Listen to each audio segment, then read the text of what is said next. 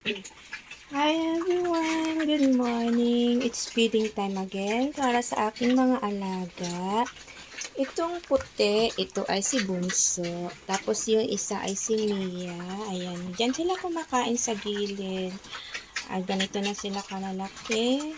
And if God's will, si Bunso yung magiging inahin ko.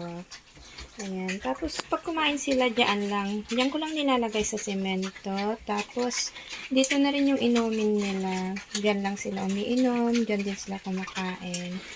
Ayan. Ang bilis din ng araw, buwan na lumipas. Parang kailan lang, ang liliit lang nila. And now, ayan, ganyan na sila kalalaki. Thank you, Lord. Thank you, Lord, for everything.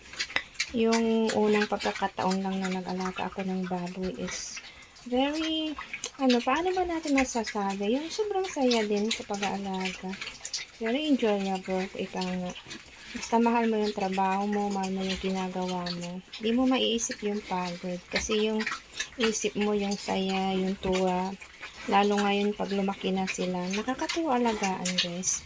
Kaya ito pala yung sabi nila na hindi ka malulugi talaga sa pag-aalaga ng baboy. Kasi yung saya at tuwa, tapos yung maibibigay niya sa'yo, sobrang, kumbaga yung blessing ka na.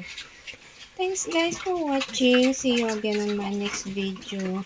Pa-share naman ng inyong mga experience, how you take care your piggies.